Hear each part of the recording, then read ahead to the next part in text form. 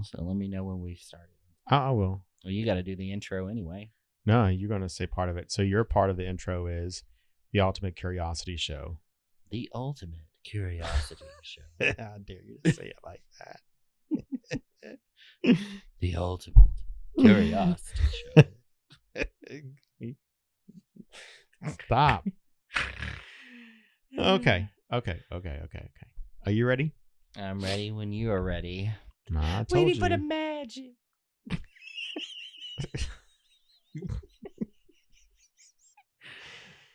Anyway. Okay. Are you ready? Yes, I'm ready. Are you ready? You know that the last 4 minutes I've been recording, and that's what becomes the opening to these episodes. Did you know that?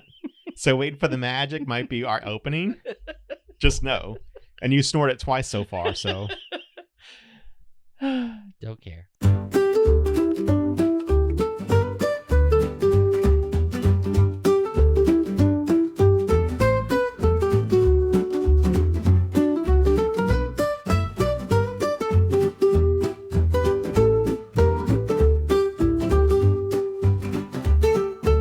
Hi, everybody, and welcome to this week's episode of From Art to Atoms, The Ultimate Curiosity Show. I'm Michael.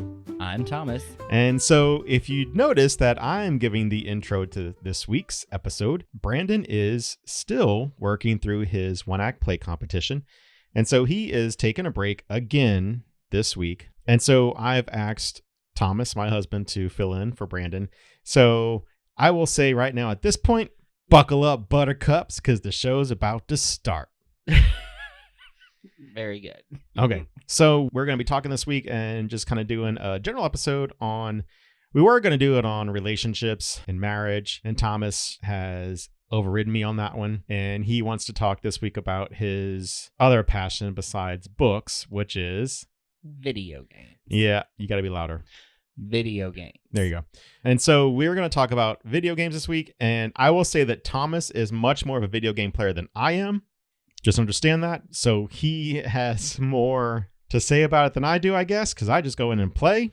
But he's like, when we were discussing this episode, I was like, okay, so what are we going to talk about? I mean, you just play video games. He's like, well, why don't we talk about video games? Okay, but what about them?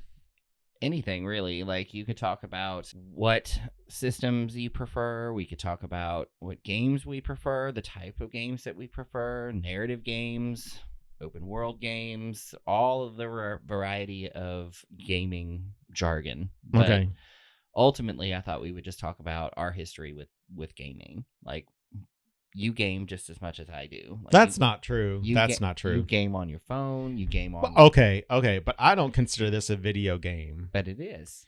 But I don't consider that a video game. When I think video games, I think system platforms. I don't think of that at all. So I thought that we could talk about video games because they have been kind of part of our lives, you know, Our upbringings, because gaming consoles came out, you know, while we were kids, and they kind of targeted us. And I think that was brilliant because, look, we're still gaming in our 40s. And I think that it's been a part of our lives for so long. That's what we should talk about. Okay, so, but you just said they targeted us, meaning at that age, we were 6 or 7. They targeted 6 or 7-year-olds. Mm-hmm. Well, I feel like they targeted kids and you know, people that had kids, right? Like, my mom kind of became a gamer because I was a gamer, but she wasn't as invested in it as I was. I was more invested in it. Like, okay, so then what I would go ahead and start with then is we need to look at the video game expulsion. The video game explosion of the late 70s. And before consoles came out, though, we need to talk about the founder of Atari, who was... You don't know who the founder of Atari is? No. It's Nolan Bushnell. Okay. Well. Okay, so Nolan Bushnell decided to basically discover or invent a home video game system, also became Atari itself. And he did this as a market for home video games because he was an arcade guy. Do you know what he started also? I have no clue. Okay, so Nolan Bushnell was also the proprietor of Chuck E. Cheese's Pizza Time Theater. Oh, cool. He invented that. And he, in San Jose, California in 78, I believe, started that company as a market for his arcades. Like, it was not meant to be a birthday party, little kid place at all. It was targeted at teenagers and the arcades themselves. Pinball machines, arcade machines, stuff like that. And so that's really kind of where it starts off with. Okay. And I think that's kind of where it resonates with us, because that was right around the time we were born. And then the whole Chuck E. Cheese Showbiz Pizza Place competition thing happened that resolved itself in 86. And then they became one company. Bushnell was not, he, I guess, got rid of his investment with that company and served over his rights to it. And then Atari had come out in 78, so all of this, or 75, whatever it was. Right. But I think that was the start of it right there. And when I say marketed to, I think they were marketed to teenagers first. Yeah, teens, and then right, it kind of trickled down. Right. And then, so the 2600. So that was our first skim system. It was an 8-bit system, I think. I'm guessing. I can't. Thomas is researching for us. He's on the other end, usually my role of research while we're doing live broadcasts. And so, or live recordings, I should say. And so he is not doing a very good job of it right now. Well, why don't you take over then? Okay, fine. Give it to me. So Atari came out, and I remember having my grandmother bought it for the four original grandkids. Casey was born in 78. Jamie, Marcel, and I were all born in 80. So we had one growing up. I remember playing it as a 5-year-old, 6-year-old. Very, very, very, very crude graphics. Very. But I remember a lot of the games we used to play. So do you remember any of your games? You said Frogger was one. Frogger. I love Frogger. I remember playing Frogger on our system. Space Invaders. Okay. And then there was another one that my mom had that she liked to play, but I did not get into that one, and I cannot remember for the life. Do you know what happened in it? I kind of want to say it was some kind of worm or some kind of something. Centipede? Yeah, Centipede. That was it. Okay. So one of the games you didn't mention, which was really big on the system, carried over from the arcades, was Pac-Man. Yeah. Did you ever play Pac-Man? Yep, we did. We had Pac-Man. And then we also played it had the controller with the wheel on it. It wasn't like the joystick, it was the wheel. And we played not Pong. I want to say, okay, so that was like the back and forth. Yeah. With the paddles. Mm-hmm. Breakout. Was it that? Yep. Okay, so yeah, we had that one too, but I don't remember having the knob, but maybe we did. Yep. See, there's the gameplay for Breakout. Okay. And y'all didn't have the knob? I don't remember it. Do you know about it at all? I don't remember it. So that one, I remember the joystick, right? Like that with the red button. Yeah. The precursor to all joysticks. Yeah. It's definitely a very classic design on that joystick. It's the Atari CX40 joystick is the classic design of that one. Yep. And if you don't know anything about it, look at it. It's very, very That's 80s and 70s. Yeah. Because it's just black with one red button. And then it's got the classic kind of dotted line around the center, which is in orange. And I don't know why in the 70s we always used orange. Very, very, very just... Yeah. It was a popular color. Hold on. I'm looking for the picture of that one. Knob controller, spinner controller, maybe. Yep, that was it right there. That was the paddles. Oh, yeah. Okay. Maybe I do remember that. Yeah. With the, okay. Mm-hmm. And it had the button on the side. Yep. So we did have that. Yep. And so we played with that one. I will say, and I think Brandon and I have talked about this one before, but E.T., we played E.T. on my grandmother's Atari also. We didn't have E.T. And I'm going to tell you what, that was the worst game in the world to ever play. It was horrible. Horrible. Poor little E.T. You had to run across the screen and he'd fall into some random hole in the thing, and then you had to like lift his neck up to make him fly back up, and at the very top sometimes his neck would give out and he'd fall back down, and then there was no rhyme or reason. You didn't know where the holes were. You was running and all of a sudden you would fall into one, and there had some it was horrible. I will say that E.T. the Extraterrestrial on Atari is considered the worst video game of all time and possibly the cause of the video game crash of 1983. Well, I do remember being very, very young and playing my mom's Atari, but I think by the time I was like 7 or 8, I kind of stopped playing video games because Atari got boring. And so that's really kind of what the crash, when you look at the crash, is that they flooded the market with everything and that people were just tired. Yeah, they were bored with it. And so we, like I said, we didn't play that much on it because it was only when we visited Mama Betty. I don't remember playing that much on it. I just remember playing on it. Yeah. And then in the early 90s, I remember getting a Nintendo, an NES. an So I NES. remember like 88. I remember the kid down the street had one, and I was like, oh no, here we go. And that was like all we want to. I mean, like giving crack to kids.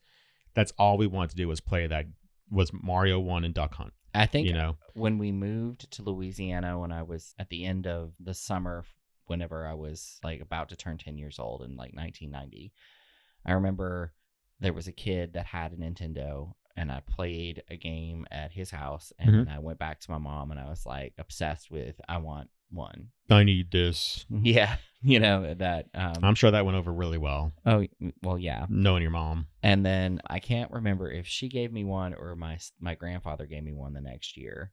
And then that was it. Like I would play Mario, I would play Duck Hunt. Like we Mhm. had the little gun with the Mhm. Duck Hunt. Yep. And I think I even had Zelda for a little while, The Legend of Zelda, which I know you were a fan of. But did you Yes. play it on that system, or did you play it? No, I didn't. So my earlier system games for my NES was just kind of Dr. Mario, which was like the pill you had to match, just like Tetris kind of thing. So you had to match the pills up one color, and so we I played had that a that. lot. We played Blades of Steel. That was a hockey game, and I can still hear it. It's the players come out and they're like dun dun dun dun dun dun dun. We played California games. My Okay, my cousin got me into that game, and I played that one like crazy. I is that played like the that. skateboarding, all the Yeah, different like you things could. that you could do in California? Yeah, And so like I remember that one for the NES, obviously the Mario franchise, all three of them that came out on the system, 1, 2, and 3. We played Ninja Gaiden or Gaiden. I heard of That was that a one, big but I one. don't remember 1 playing and that 2. one. I remember playing that one 1 and 2 on there. A really weird one that came out, two of them that were more kind of later 90s, or not later 90s, but early 90s, I guess, late 80s, kind of after the system came out when they started doing like the trademarked characters. I remember Bart Simpson versus Alien Invaders, and I remember that one. So you had to basically go through town with a can of spray paint and spray paint things, and the aliens were hidden in the town. You had to like switch over to a different mode, kind of put your sunglasses on, and then the sunglasses would reveal them because the heads would change Yeah, on the people. So I remember playing that one. And one that I don't think a lot of people even knew was out there, but it was Domino's Pizza's mascot from the late 80s and early 90s. Do you remember who that was? no. Yo Noid. Oh yeah, I remember. Do you remember him. playing the character? I don't remember playing the game, but I remember The him. character? I Yeah. remember So, the character now. This was a big one for me and Marcel. Like it was Avoid the Noid. Yeah. Well, in this one he would run and he had like a yo-yo and he'd shoot it out, and that's how you would get rid of people sometimes. And then in some of them he had the pizza crusher, which was like a pogo stick that he would bounce around on. I do like very distinctly remember playing this game. See, when it came out, it was yep. So it was released in Japan in 90 and then came to the States just a little bit after that. So I do remember that one. Like these are very specific. Yeah, and it's like whenever the Nintendo came out and I had the games, I remember playing them, and I remember years of playing those games Mhm. on the system. Mm-hmm. But at some point, I stopped getting new games, and it would Okay. just recycle through the old games. And Yeah. like Blockbusters and other video Mhm. stores started carrying the video games, and you could rent them. And I remember every once in a while I'd rent a game, but they weren't really it. It was still the same core games that I would play. Right. And then Now this is for the NES. right for the NES. So when did you graduate to the next system? that I can't remember because I know it was the Sega Genesis. Okay. And I don't think it was right when it came out. I think it had been out for a little while before we got one. Mm-hmm. And I want to say that there was a pause. At some point, I stopped gaming on the home gaming system. Mhm. Like I preferred arcade games at one point, and then we got the Sega Genesis, and that opened new doors. The door, yeah. And so it was Sonic and Streets of Rage. Oh, I remember that one for sure. Well, we played Streets that of Rage, recently yeah. on the Xbox. So my aunt and Kathy had a Genesis for Casey and Jamie, and Dad ended up getting one, but for Jarrett, and we just stuck with the Nintendo. So whenever we'd go visit, we'd always play them. So I remember like going to Aunt Kathy's house, and I was like, "Do you want to go swimming in the pool?" 'Cause she had an in-ground pool, and I was like, "Nope." I want to go play Sega. I just want to sit right in front of this TV and play some Sonic. So no, I was very much into that. But I guess the games that like I remember from being at Dad's house specifically, and these are the games that I look for because like on the Switch they have retroed a lot of these games. Like you can get the Passport that has the Sega games in it, and they release so many of them, and they do the same thing with the NES, Super NES, the GameCube and stuff like that. So these are still the games I'm looking for that have not been released yet. But one of them is the Jurassic Park game when it first came out. It's a 16-bit cartridge. I am still. Do you remember that one? On the Genesis? Had that one. I remember also whenever I got my Genesis, it reinvigorated my love for NES, and I went back and started playing more of that. Yeah, I had the Jurassic Park game. Mm-hmm. I had, what was it? One of the Ninja Turtle games, but I think I had that on the NES. Mm-hmm. Like it was one that I started playing after. Yeah. So my NES games, I guess, think about because we didn't talk about we talked about some of them, but not a lot of them. So Ninja Gaiden was one of them.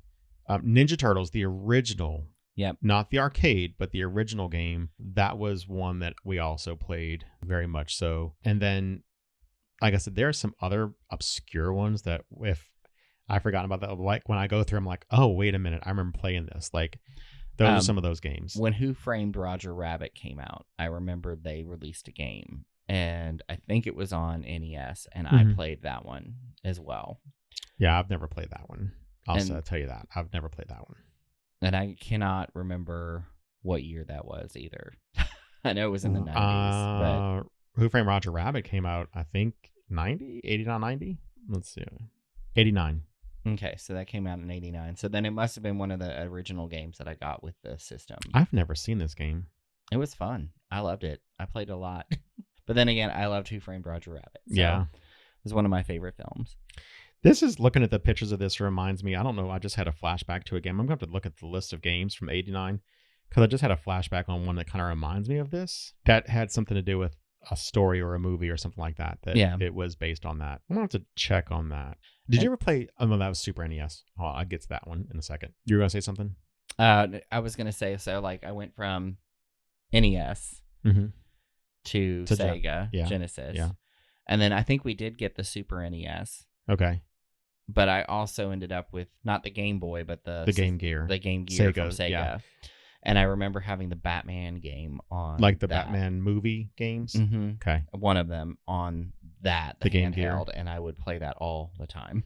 So Dad ended up getting a Game Boy for Jared, which ended up turning to be a Game Boy for him and Liz. They didn't.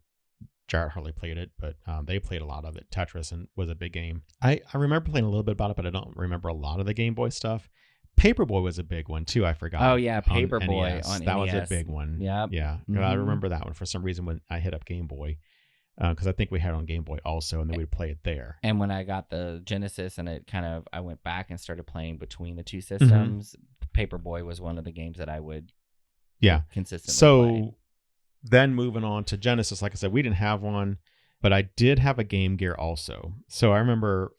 I'm gonna tell you this story. No. Oh, this will make so much more sense to you why I'm the way I am now with gift giving. Okay. I've never told you the story. No. So okay. So one thing that I remember is Mom got me the Game Gear, and she would have her own bathroom in her bedroom, and there was a closet, like just a general closet in the bathroom. And she would always hide the presents in that closet because we weren't allowed to go in there, Yeah. Okay. So I knew that she had gotten it for me, and I ended up, I forget what we were doing. I think she was at work and we were off for a Christmas break. Like, you know how Christmas break falls like sometimes in the middle of the break, the 2 weeks or whatever. So you have a couple of days. So I remember going in there and actually opening the gift, my Game Gear. Hold on. I opened my Game Gear, had batteries for it and everything, but I'd plug it up to the wall. Yeah. And she got me X-Men. Age of Apocalypse was the game I was playing at that time. Okay. And I would go in there and I would just lay on her bed playing my Game Gear like the week before Christmas, not realizing that she would never know. And so when it would come time to put it up, I would just go ahead and retape it up. Put it back in the box like it was originally in there, and retape it up. Rotten. Retape it up and put it back in there. And I did this for like a week and a half before I actually got the thing at Christmas time. And so then when you opened it and you were playing it, your sister's like, "Why is your high score so high?" Shit, Marcel knew what I was doing. She knew what I was doing. But this is now you see why I have an issue with giving gifts. Yeah. Like why I have to give it to you right away because I don't have the ability to go ahead and hold on to that. So I do remember having a Game Gear. It's funny you said X-Men game because I remember an X-Men game, but I can't remember what system it was on. I don't know if maybe that was the Super NES because we did get one of those, and I remember that was the last one we got for a long time. Like that, I kind of stepped away from gaming, Mm-hmm. like in my late teens when I was in high school and my early 20s, and I kind of This was the instructional manual for the Game Gear's X-Men game. oh cool. Like I remember it specifically. And so we did have a Game Gear, and then I don't know much about that though. Like I don't remember much about getting anything more than that. Yeah. It was a few other games, but Yeah, I didn't have a lot of games for my Game Gear.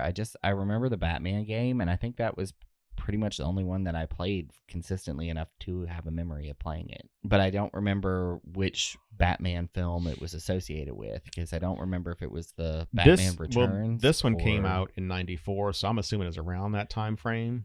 Yeah. So probably Batman Returns. Yeah, probably so. And so let's see. I also got a PlayStation 1. Mm-hmm. Probably 15, 90, 95, 96. And so games on there, Crash Bandicoot was a big one on there. Twisted Metal. Do you remember that one at all? No, I never played PlayStation. Like Okay. once PlayStation and Xbox started coming out, I didn't get any of the game systems until Xbox 360. I did play arcade games, and occasionally I'd go back and I'd play like Super NES or the regular, no, it was Super because that's all we had left at that point. And sometimes the Sega, we pulled the Sega out of the attic one time and we hooked it up and it still worked. And so we would, but it was very rare, and Mom played it more than I did at that point. And I don't actively remember getting another gaming system until Xbox 360, and I don't remember when that came out. It was very close to when they retired it. Right. So I had the PlayStation, so we used to play a couple of games on there, but Marcel was not a big game player, so I couldn't play. I had to play one-person games. I couldn't have to play two-person games. Yeah. And so after that, then I went off to college. Like it kind of entered high school. It was 95, I guess, when I got the PlayStation, and it kind of was there, but then it just kind of collected dust because I didn't have time to play it, and I didn't have time or money to buy the games, and really wasn't truly invested in a system like that. And then, so I remember going off to college, and the suite mates had the Nintendo 64. Okay. And so we never had a Super NES, but my aunt and uncle did. My mom's brother, Uncle Paul and Vida, had one, and I'd play the Zelda games on there. And they also had, it was not Sky Fox. What was it? Star Fox was one. But, I remember I have more memories of the 64 because I was in my early 20s at that point. And we used to play competition games with four of us because, the 64 had four adapters for joysticks or controllers. Okay. You could play four different people. And so one of the bigger games we played was 007 GoldenEye, with Pierce Bronson on the cover of it. That's when it came out. But you could play in 4-person mode. There was 2 up top and 2 on the bottom on the screen. So it was split like a... I remember when split screen games came out. Yes. I didn't have a system that had them, but I watched other people play them. Yeah. Like I would go someplace to hang out with somebody and they'd be playing like Mario Kart or something. Right. And it would be right. split screen and I'd be like, oh, that's cool. This was split into 4 screens and you could play 4 different people and your job was to basically just hunt each other. And we used to play that. The other one, and I guess one I didn't mention was on PlayStation, going back to that one really fast, was that we used to also rent the PlayStation from Blockbuster. Because remember, you could rent consoles also. But it was only on days like nights we had sleepovers. So I remember my 3 friends and we would get that. And I remember the first time we saw Resident Evil. We played that stupid game in the dark. And it scared the bejesus out of us. So is it sad to say that the first time I played Resident Evil was on the Xbox, the one that came after 360? I can't remember which that one. I don't know. The Xbox One. It's not sad to say that. You just... But it was the remastered version of the original version. So you got the originals. Yeah, so we did play that. So 64, like I said, was a big one for me. That's really where the Legend of Zelda Ocarina of Time came out. That was a huge game for us. I still play that one to this day. Probably if I had to name 3 top video games, that would be probably in that category. Yeah. Just the first kind of real open world game Mm-hmm. on those systems. That it was not linear. You know what I mean? Well, it's like when I think back on games from that time, Mm-hmm. from the beginning, there are very few that I remember for their story. Right. But Yeah. I remember Zelda had a story. Yeah. And even though it had a story, I mean, most of the games, when you think about them, kind of have stories. yeah, but they're just not as memorable in those early stages. I mean, even the original Mario had a story. Right. You know, you had to you're rescue the princess. correct, But, and so forth. but that Zelda, was more like, for me, it was more a goal. Like, yeah, that was yeah, your goal. And yeah. it kind of faded. to didn't the give background. Mario or Princess a backstory. You didn't know why they knew each other or how Mario ended up in Koopa World or Right. the Mushroom Kingdom or whatever. You know? Right. And so the Ocarina of Time, though, meaning when I say that it was not linear, it was very much open world, that you could control what you did at certain times. You did not have to follow the path that was dictated by the developers of the video game. And so for me, I could still spend hours on that game.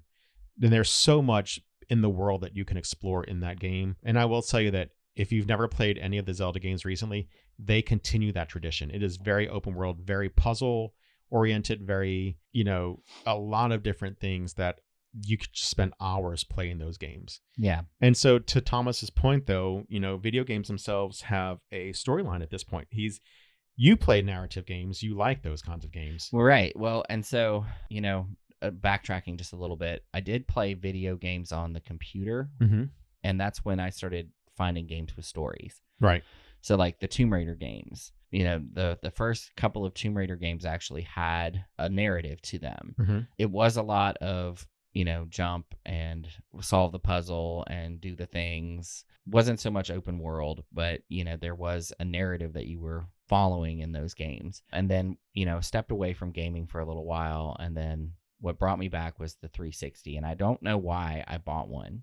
I just remember one time I was at the store and they were on sale. So you as an adult purchased one. I as an adult purchased one Okay. because I was like, I used to like gaming. That used to be something that I liked to do. Mhm. And so I picked up the Xbox and I got a couple of games. I looked at, reviews. And when I started playing them, it took me a minute because I was taken aback by, wow, these are completely different graphics, Mhm. different controls, different objectives even. And then the more I started getting into the games themselves, the more I realized it wasn't just gaming anymore. There were stories, there were characters that, you were getting invested in. One of the first games I played on 360 was the very, very first Mass Effect game. Mhm. And the second one came out not that long after. And I had bought that one as well, which I think I didn't finish the first Mass Effect game until after I'd played the second game. And I was like, Okay. I need to go back and finish the first one to figure out what happened. Right. And so that kind of launched me into this era of gaming. You're in your gaming era? Yeah, exactly. No, the era of gaming where I'm like, okay, I can like sit here and watch people play, and I can sit here and like play for hours and hours and hours and just enjoy myself Mhm. without really having to expend or expend too much energy on it, Right. Right. It's relaxing, but at the same time, engaging my brain.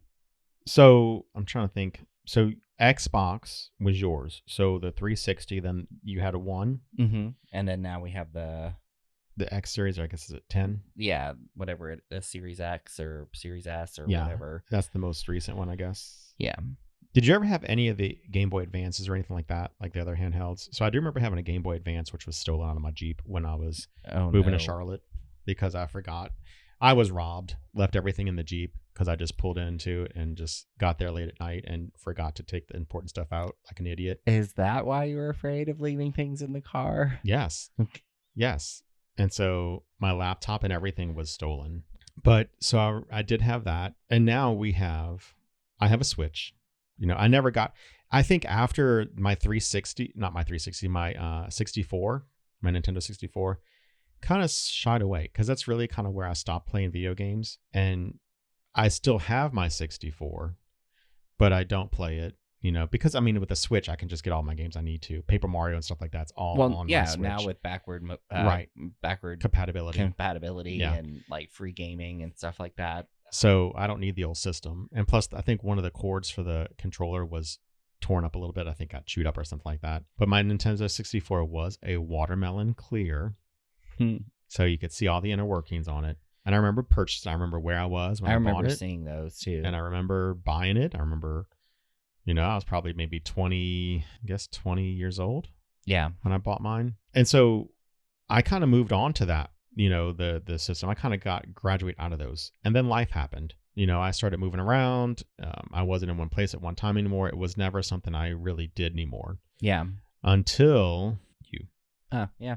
And then you used to play your Xbox. And then I wanted a Switch when it came out and finally got one. Yep. I still play it occasionally. I don't play it a lot anymore just because time wise and because Thomas dictates and controls the television. And I will say that I can play my Switch remotely. Like, I don't have to be tied to a TV. However, the old man's eyes don't work as good and that little bitty screen is not as big as it used to be. And I need the bigger screen to see stuff, especially when I'm kind of like reading the subtitles and stuff like that from what the characters are saying. And I'm like, what the hell did they just say? I got to read that stuff and then I can't read it. So hold that in your mind right now. Okay. When I say this. Okay. Why do you think I won't let you move the Xbox away from the TV it's currently at? Because my eyes can't see things on the smaller screens. Well, in the bedroom. Yeah, exactly. Well, the Switch was in the bedroom. It was that's a 27-inch screen, I guess, in the bedroom. And we have a 55, 60-inch. Yeah, it's a pretty big in the living room. And so we moved all the consoles out there because at one point the Xbox was plugged up to the television in the living room, and then the Switch was just in the back. It was in the bedroom. Yeah, and so I can't see. And to be fair, also that the bedroom, the TV is mounted on the wall, and it's all the way across the room. Well, that used to be our TV in the living room, right? And then when we upgraded and I kept my Xbox on that TV, I was like, oh, yeah, no, I remember that because I was like, I can see this much better. And then Mom got me the most recent Xbox, and the better graphics work better with the HD TVs. I'm not complaining. I'm just saying. I know that when I want to play my Switch, I have to work around your Xbox time. Yeah, because you do play more. I do play more. Yes, and you let me. I do. You're like, here's your remote. Yeah, and that's because I have my iPad, and I will also read, or I'll get up and go do something else. Like, and I'm you okay play with games that. on your iPad. Like, you don't consider them video games, but they are. They're video games. Okay. To be fair, on the iPad, I literally play two main games. Right. Mm-hmm. It is my coloring game, which is not really a game, and really, let me tell you, on the coloring thing, I have it there because I'm on a research for a 1 whole year thing. Right. And I'm working on that now. But at the same time, that's to me is like coloring book. Yeah, I get that. But I'm talking about like your puzzle games, kind of like Tetris, where you're having to line up the different. Yeah, but I don't play them religiously. Like, those are like, oh, look at that ad, and then I play it for a couple of rounds. I'm like, eh. But the one I'm in, it's very similar. It's Match Mansion, I think it is. It's what it's called or something, where I'm matching certain things up, and yeah, I do play that one a lot. So I will say that I do enjoy that one a lot. I'm like high up there as far as how many rounds I'm in. And I know what you mean by ads, because like, you're in apps and you see ads and you're like, oh, let me try these games. So like, this is currently my roster right here of games I downloaded on my phone. Yeah. Because I saw an ad, I'm like, okay, that might be interesting. But then I get irritated with these, because what happens is you play around and then you have to watch 10 ads before you can play another round. No, I know that. Yeah. So, I do keep on those. And like I said, I usually will get up, I'll read comic books, or honestly, I'll fall asleep. Let's face it, I do that a lot. But so you do play more than me. But you still enjoy gaming. Like, you got you try to look out for the games that you're going to like. Yeah, like I'm very much nostalgic on the games I like. Like, I am very big into the games I played as kids. So I do like the newer Breath of the Wild and Symphony of Sky, I think it is, for the Zelda franchise that came out on the Switch. So those two games have come out. I have played those. And you've played the 2 Paper Marios they put out. Yep. The Origami King. And I forget what the other one is. The 1,000 page something. So I look for the games that I have nostalgia or a connection with from my childhood. And you also like the Arkham games, the Yeah. Batman games. You tried, what was it, the Gotham Knights, but you didn't like that one. Well, yeah, because the game play was very different on that. And I did get into that, though, because I remember I was playing it down in Lake Charles when we went to go visit Glenn. Yeah. When you brought the X, I was playing that. So, but honestly, like, I don't like feeling like I've wasted my day because I'm stuck to a gaming system for 10 hours. I feel guilt from that. You don't. No, I You don't. actually like sit there and debate whether I should start a Twitch or not. Like, let people watch me. Like, Yeah, no. because I'm like, whenever I'm not playing and we're like watching TV, sometimes I'm low key like watching somebody play a game Yeah. on my phone on TikTok while we're watching television, and I'm like back and forth. What are they doing on their game? Yeah. But we talked about, so I went on a trip with some students yesterday, and we talked about gaming at dinner, and I was asking people various different things. And I think what's interesting now is gaming is such a big, it's gotten to such a big point that, there are people out there that'll be like, well, I don't game, but I like to watch people game. Like, I like to watch them play through the stories because I like watching the stories. And I think that that's so interesting that that's where we have come from way back in the day with Atari and the first home gaming system. And now we have evolved to this point where people actually find entertainment in watching other people play these games. Yeah. No, that's a you. I don't understand that. That's a you. Well, that's also because, let's face facts, you don't like a side seat gamer. Like, Yeah, no. You're like, stop watching me play. Well, I mean, that's because I'm trying to play it. But it's not that I don't like a side seat gamer. I don't like you watching me play games because you're like, look at over there, like, do that. What about that? Like, leave me alone. Let me figure it out myself. I might take 20 minutes longer than you, but let me figure it out myself, And so you kind of direct me where I'm going. I'm like, leave me alone. I don't do that to you. But then when you play Dead by Daylight, I'm like, how can you not see that person right there? How many times have I told you you're so bad at this game? I don't understand why you play it. You tell me that all the time. And then when you give me the controls, I'm like, I don't know what to do. And so I will go back to that, though, because like one of the things that I need simplicity on, and the Switch was a step up for what I'm normally to, but game controllers, the controllers themselves, like the Xbox has how many different buttons on it? It's got the four on the front. It's got the two triggers on either side. Right. The two different controllers, one for the camera, one for the body. Right. And then it's got the little 4 square. Which you can use the joystick for, though, too, right? Or no, for the...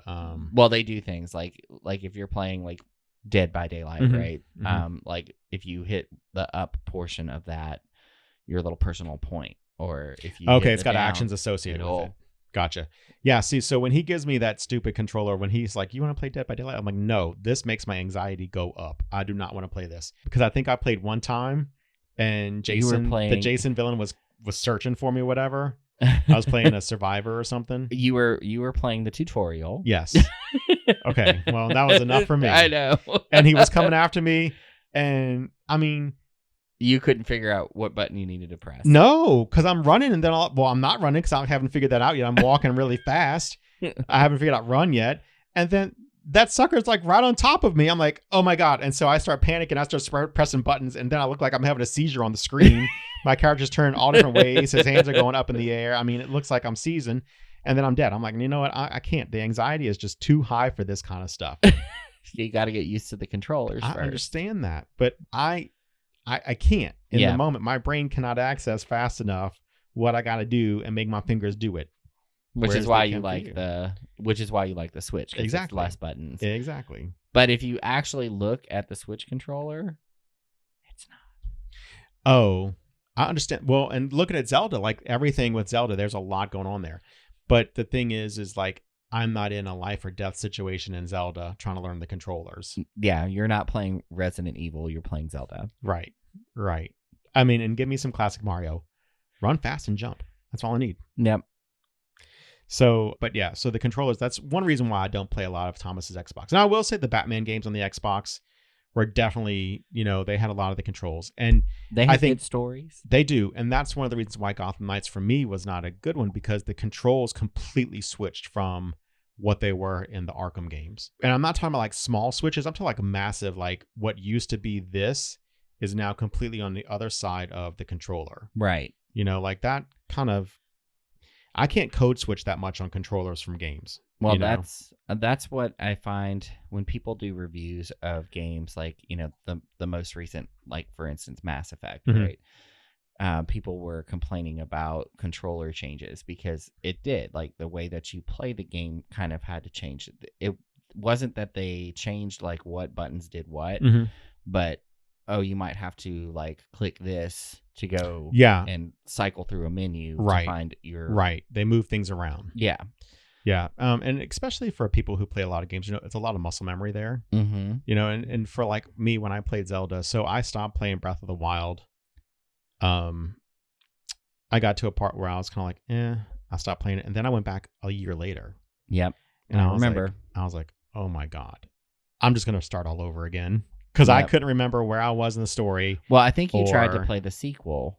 Yeah. Right. And then you were like, no, I've got to go back and finish the first game. Yeah. And so then you went back and then you were like, oh, I can't pick up where I left off because I don't know what happened. Exactly. So I just went ahead and restarted the game itself, and again, I could pick the game up now and play it. Like I get that now, but there was just a part of my life where I just wasn't invested in it. Mm-mm. And I started playing the Midori's Cap or something on it recently, probably in the last 6 months. And then was that during summertime maybe or Christmas time? And I just kind of, and when school started, I just kind of stopped. I thought about that. I haven't played it in a while, but again, life gets in the way. I don't have time for that right now. No. Like I just really don't. School is ending, but there's a lot of things at home that I have to work on as far as projects at home. And you saw what happened to my spring break this past week. Mm-hmm. It got sucked up in what did I get accomplished? No. Nothing. I'm like, nah. I caught up on my sleep. Yeah. Well, to be fair, I needed to catch up on that. You did buy my bookshelves. I did. So, we did. Yes. But very much so just kind of, I start playing video games like you today. You were like, I'm playing my video game, and then I kind of started getting sleepy, and then I kind of took a nap. Yeah. Yep. You went down like a ship. Well, to be fair, the video game that I'm playing is the third or fourth time I've tried to play this video game that everybody loves. Everybody says, oh, it's so great. If you like Dragon Age games, you'll love this. But it's just kind of boring. So it puts me to sleep. To be fair, even games that I've played a lot of, like, the first playthrough of, for instance, Dragon Age the Veilguard, which just came out. The new one, yeah.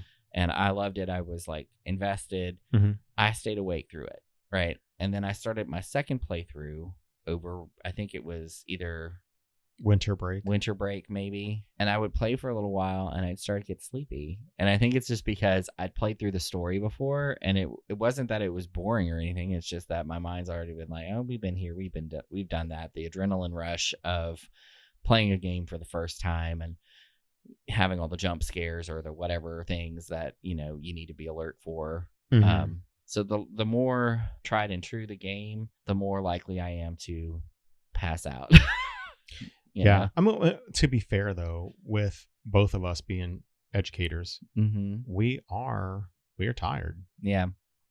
Thomas this past weekend had 2 days of going out of town, 2.5 hours away, to sponsor EYL student for a competition, for academic competition. So he was gone all day yesterday. I mean, like 7:00 in the morning to 7:30 last night, 7:40 last night. And then Friday was kind of a short day, but he was there at 6 a.m. What was it, 7 or 6? No, it was like 5:50. Okay, yeah, I thought y'all left at 6. And then didn't get back until probably 4ish. Yeah, or like between 3:50, 3:30ish. Around 3, yeah. So, that, and so and I'm going into full season with track. We're both going into testing season because we're 2 weeks out from our test for state testing. I have rehearsals all week this week for Shrek. And, I'm not getting home until 6:30, and I leave pretty early in the morning time to head to school. Not to mention it's exhausting being a teacher. Yeah. Yeah. So And I will say that when I get home, if I sit down, what happens? you get nothing accomplished. Right. So I need to stay up and moving, for as long as I can if I want something accomplished. Well, spring break did not work out that way because But there you were needed your rest. 3 days where I did nothing but veg. And I don't even veg on TV, just vegged on the couch, like just or the bed. I slept a lot. Yeah. You wasted good gaming hours. No, I'm kidding. Well, you're not wrong, but there's a lot of stuff that I wasted as far as comic book reading and but it's not a working on waste the room and the because house and stuff. It's not a waste because you needed the rest. I will say, like, that's the problem with a 2-day weekend is like you really the first day is like nothing but recovery, and the second day is try to be productive. Yeah. It's not really a weekend. Yep. Because you really don't have time to really regain any of that. But yeah, so that's our video game, I guess. Lifestyle. Mm-hmm. Like I said, I play more than you, and I'm over here like maybe I'll start a Twitch, maybe I'll let people watch me, but then I think I'm not that interesting when I play video games because I really don't. You don't have the commentary. No, I have the commentary. See, and that's what we should do. You should be my commentary while I play. Yeah, but it's different when you watch people playing Twitch on their Twitch accounts and stuff like that. It's because they're talking while they're playing about their gameplay. Like it's their commentary. So they know what they're saying. I would have to be reacting to you. Well, what I think is interesting about that is like I like to watch them play. I kind of tune out what they're saying because usually they're having conversations with people in their chat or, people that watch them. Right. I'm like, I don't care. Well, yeah. So I would need to be able to see. I'd need to be able to be in your mind to comment on what's going to happen here or something like that. Like I can respond to what you do. And some of my stuff is funny sometimes. Don't get me wrong. Yeah. But it's not, I kind of feel like it's Mystery Science Theater 3000. Well, and then also the games that I would want to play on there are the games I've already played. So it's not like, it's not like it wouldn't be as much jump fun. Scare is going to be like, oh my God. Yeah, it wouldn't be as much fun. Yeah. So let me ask this. So you freaked out over Resident Evil. Yes. As a kid, though, not. Well, you don't really play horror games either. No, because I get freaked out as a, But did you try? I think you tried to play the Alien Isolation game, which is, I think, by far the most terrifying game I've ever played. And I think you said, nah. Did I? I think you said, nah, I'm good on that. What's a big why? Do you remember why I said that? It's one of those stealth games where you have to like hide. Oh because yeah. You can't. You can't do anything. There's no weapon that you can fight against it. Yeah, this is the one where you basically are hiding, and if you even breathe, it'll come find you. Yeah. No, yeah, I'd have a crap fit right there. I'd have a fit. Like seriously, when you'd lock, I'd be hiding like in a locker, and all of a sudden the damn door would open up and the alien would come and get me. That's when I would start having my seizure on my controller. My little character would be like having a seizure. Just kill me now. Just kill me now. Which is why you can't play Dead by Daylight because it's basically the same thing. I'm just like, just come kill me. I'm right here. Just come get me. Well, okay, so you did buy, though. I remember this. You bought for the Xbox when it first came out the Friday the 13th game. Yeah. Yeah. And you did play that a little bit, but I can't remember. Did you play as Jason or did you play as So that goes back to I prefer playing as the villain because there was one game for my PlayStation 2 that I had, which was Jaws. Mm-hmm. And we bought that one shark game. Remember, what was it? Maneater. Okay, for Xbox, right? Right. And you played that for a while. I prefer being the killer, not the killie. You're like, let me do it. Yeah, it goes back to my theater like stuff. I prefer playing the villain because, in life you're so used to being, not the villain that it's nice to play something else. So if I can go in and be the killer, yeah, it's when killing becomes boring that you should worry. I like playing horror games because I like horror films, and it kind of feels like you get to put yourself in the movie. But then at the same time, I can tell, like, even when I play Dead by Daylight and I'm sitting there, like, trying to get the gate open at the end of a match, and I can feel my heart in my chest. Yeah, see, I don't need that anxiety. Life gives me that anxiety for free. I don't need that. And so I know what you mean by that, but then that's why I also like the narrative games, and I like getting into the characters. Like, you have made fun of me for my Mass Effect and Dragon Age. You're like, why are these are stupid games? And I'm like, but it's about the characters. Like, I know, but what happened? I thought you were going to say you make fun of me. I make fun of you because you're stupid is over there crying in a video game. Like, you cry. when people die, yes, I do. Yes. Because they mean something to me. They're my friends. They're not your friend. They're a video game character, you douche. Yeah, but I have had conversations with them, like literally, like I have chosen what to say to them. Like, you know, it just kind of makes it. And maybe that's the difference between you and I. I can't get that invested into it. I can't. Well, but here's what I think is funny: is you say that, but you play Legend of Zelda and I Zelda don't games, and they're very similar to that. But if one of the Gorons died, I would not be like, oh, he died. I wouldn't. I'd be like, well, it sucks to be him. Moving on. But I think that's a you thing. Like, you don't get invested in TV shows that way either. No, unless the dog dies. The dog dies, I'm like, oh my god, here come the tears. Oh, so then you don't need to play Fable 2 where the dog dies. No, let me tell you. The dog that has followed you around. The villain kills the dog first. I would burn the place down.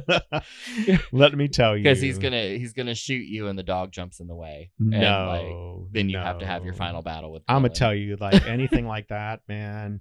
When you were watching something and you hear the dog yelp off screen because it does something, or like anything like that, I'm like, no, I'm not watching this. I'm about ready to go through the screen and kill somebody.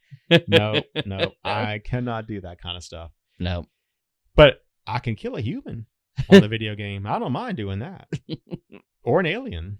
But don't hurt a dog. No, cats don't care. Dog, You're like, no, yeah. So.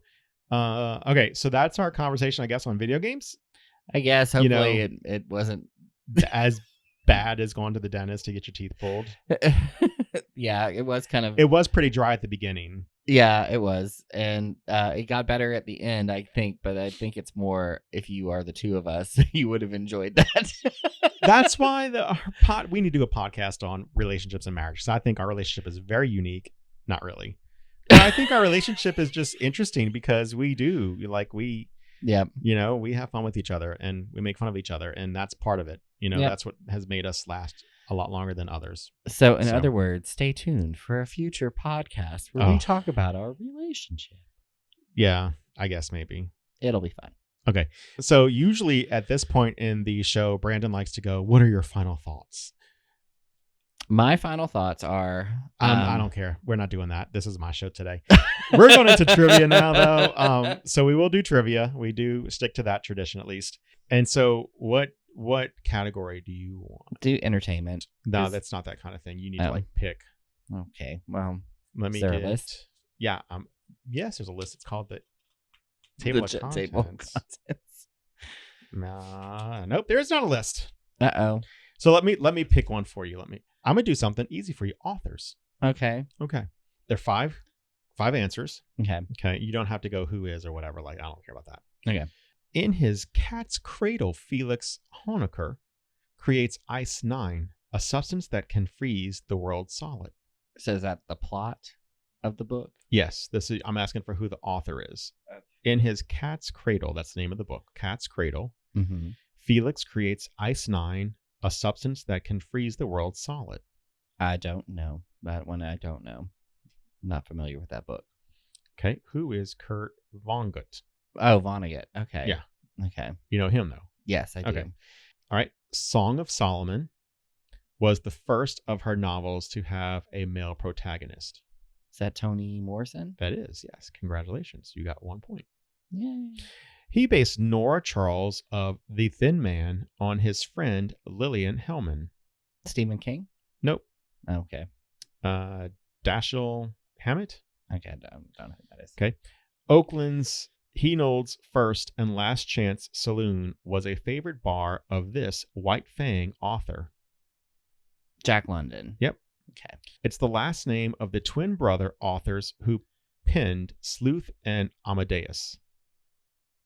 Nope, don't know that. Schaeffer? Okay. Shaffer? Mm-hmm. Yeah. All right. Is it my turn to ask you questions? You want to do more questions for you since you didn't get a lot? No, I'm good. You want me to do New York City? I mean, you can, but I No, don't really no. know. I'll give that one to Brandon 1 week. Okay. Yeah, there you go. Pick a category for me, one that you think that I will be successful somewhat in. How about biology? Already did that one last week, Dang it. and I knew them all. How about historical quotes? No, what you do know me. I do know you. Okay, let's do this. I think you might be able to do this. Pop music. You don't know me. But let's do it. Let's do it. If I know it, I know it. If I don't, I don't. All right. Here we go. This one named singer was still a teenager when Royals put her on the map. Lord. Very good. This singer sampled a Talking Heads song for her hit Bad Liar. Don't know that one. Selena Gomez. This this British boy band gives us the modestly titled Best Song Ever. British boy band. One Direction. Very good. Almost said the Beatles. This neo-synth pop group that had a hit with Pompeii has the same name as a French prison. I've heard of the song Pompeii, but I don't know the band name. Bastille. Okay. And last one. The name of Janelle Monáe's debut EP came from this 1927 silent German film involving an evil robot. I have no idea. Metropolis. Okay. So you got the same amount you did. 2 points. We're tied. Yay, we're both idiots. I don't think we're idiots. I just don't think that I don't know why you picked pop music of all things. Like, I don't listen to pop music. You do listen to pop music. No. You listen to pop music. I hate to break it to you. That's because you make me listen to Celine Dion. She's not. That's Britney Spears. Those people are modern pop. A-Teens. I don't listen to Britney Spears. You have before. I don't deny the other two. Deny. I don't deny the other two. Cher. Yeah, but she's not pop. Anyway. So that's it for this week's episode of From Art to Atoms. I'm Thomas. The Ultimate Curiosity Show. The Ultimate Curiosity Show. I'm Michael, and he is Thomas. All right, you guys have a great week. We will hit you up next week. Bye.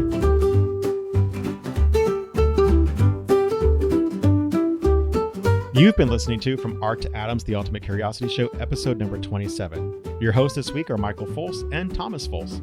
The show is produced by Michael Folse and is available on Apple Podcasts, Spotify, Amazon Music, iHeartRadio, or wherever you get your podcast.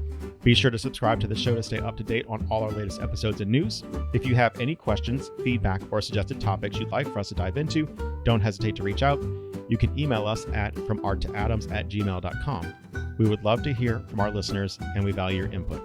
Don't forget to follow us on social media to stay updated on upcoming episodes and behind-the-scenes content. You can find us on Instagram and YouTube at From Art to Atoms. If you enjoyed today's episode, please take a moment to rate and review us on your favorite podcast platforms. Your support helps us reach even more interested minds like yours. If you'd like to hear more of me and Thomas banter back and forth, let us know that also in our comments on Instagram, please. Thank you for tuning in, and as always, stay curious, everyone.